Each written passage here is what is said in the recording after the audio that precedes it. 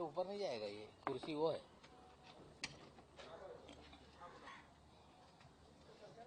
शुरू करें?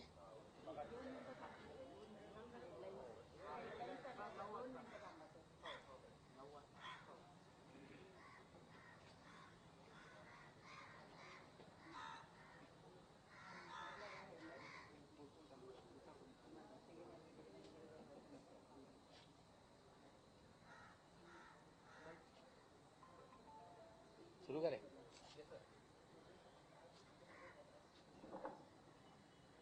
सबसे पहले मैं आप सभी लोगों को दिवाली की बहुत सारी शुभकामनाएं देता हूं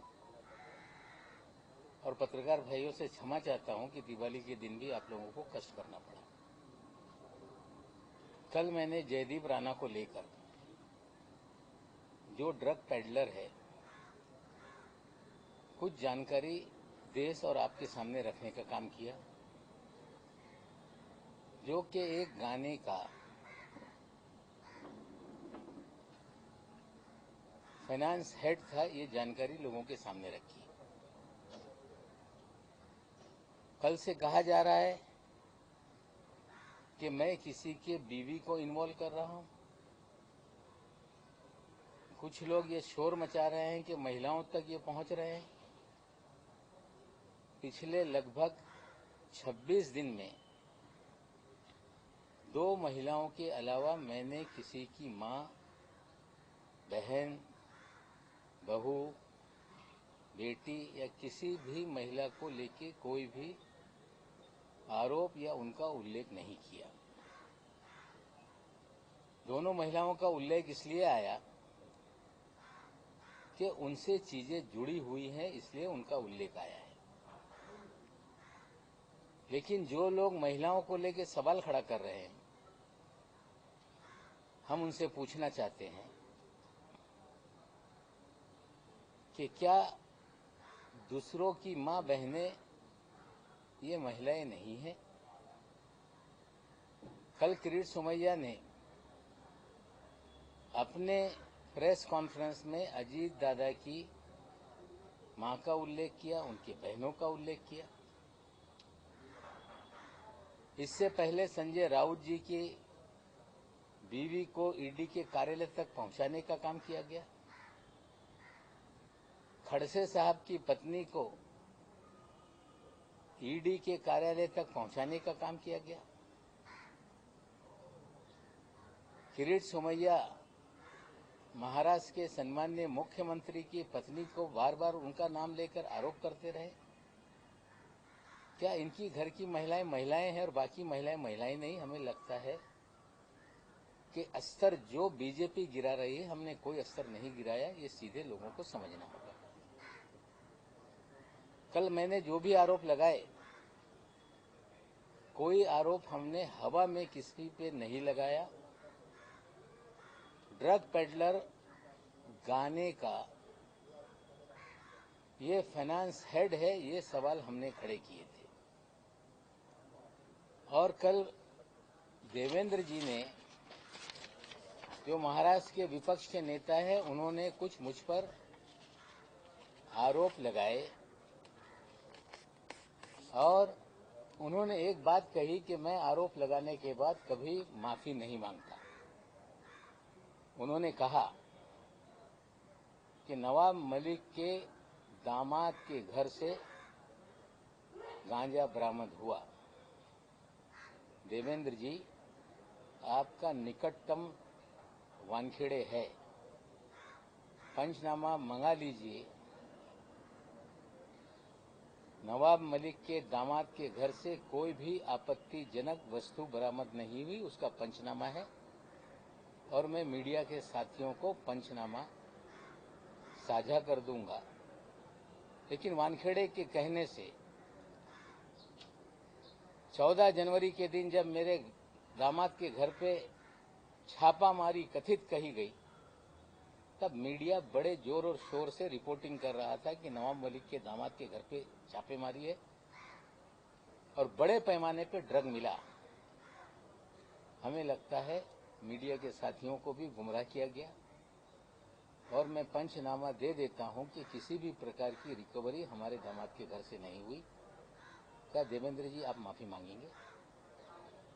देवेंद्र जी, आपने कहा कि चार्जशीट को कमजोर करने के लिए नवाब मलिक वानखेड़े पर हमला कर रहा है। आप वकील हैं, वकालत की सनद आपके पास है। आपकी जानकारी है कि नहीं मुझे पता नहीं। एनडीपीएस एक्ट में 6 महीने के भीतर चार्जशीट फाइल करनी होती है और सजलानी और समीर खान वाले मामले में ऑलरेडी चार्जशीट फाइल है। तो ये आपका आरोप कि मैं केस को कमजोर करने के लिए आरोप लगा रहा हूं, क्या इसके लिए आप माफी मांगेंगे? देवेंद्र जी, आपने कहा कि नवाब मलिक को इससे पहले मंत्री पद से इस्तीफा देना पड़ा। हाँ, मैंने इस्तीफा दिया था। उस पर सावंत कमीशन बैठा था, कमीशन की रिपोर्ट आई, विधानसभा में चर्चा हुई और उस विधानसभा की चर्चा में मैंने कहा कि एक बार नहीं 100 बार मैं इस्तीफा देने के लिए तैयार हूं, अगर जनता के हित में कोई इस्तीफा देना पड़े तो। मुझ पे आरोप लगाए गए कि माहिम स्थित जरीवाला चाल में भ्रष्टाचार हुआ है और कमीशन बैठाया गया, लोक आयुक्त की जांच बैठाई गई। मुझ पे आरोप ये लगाया गया कि नवाब मलिक ने कोर्ट के ऑर्डर को डिफाई किया है, कंटेम किया है, कोर्ट के आदेश का अवहेलना की है। कोई पैसे खाने का या कोई करप्शन के चार्जेस नहीं थे, डिफाइंग ऑफ कोर्ट ऑर्डर के चार्जेस थे। जो लैंड एक्विजिशन हुआ था वो गलत तरीके से था। हमने स्टे दिया था और ये कहा जा रहा था कि हाई कोर्ट के आदेश का अवमान नवाब मलिक ने किया है। उसी कोर्ट के सामने मामला गया, कोर्ट ने उसका कॉन्ग्लिजेंस नहीं लिया। कंटेम ऑफ कोर्ट उसी कोर्ट के सामने रखा जाता है या उससे ऊपर की कोर्ट में। किसी कमीशन को, लोक आयुक्त को यह अधिकार नहीं कि कंटेम पर वो किसी पे आरोप मढ़े। फिर भी हमने कमीशन को झेला, कमीशन के सामने चीजें रखी और उसमें आचरण को लेके हर दिन लोगों को मिलना, लोगों की बातें सुनना, लोगों के लिए काम करना, ये आचरण जो है ये करप्ट है, इस तरह के चार्जेस लगे। लेकिन डिफाइंग कोर्ट ऑर्डर का ही हम पे मामला उठाया गया। हमने इस्तीफा दिया, रिपोर्ट आई और 2008 में दोबारा मंत्री हम बने। लेकिन जो जरीवाला चाल में 12 वर्सेस 250 लोगों की लड़ाई थी, वो लड़ाई सुप्रीम कोर्ट में गई और सुप्रीम कोर्ट ने कहा कि नवाब मलिक ने या उस समय के मंत्री ने जो आदेश दिए थे वो सही है, उस आदेश का पालन हो, ये सुप्रीम कोर्ट ने कहा है। और कल देवेंद्र जी ने ये कहा कि मैं दिवाली के बाद बम फोड़ूंगा। आपको इंतजार करने की जरूरत नहीं है। कहा गया कि नवाब मलिक के अंडरवर्ल्ड कनेक्शन है। 62 साल का जीवन इसी मुंबई शहर में बीता।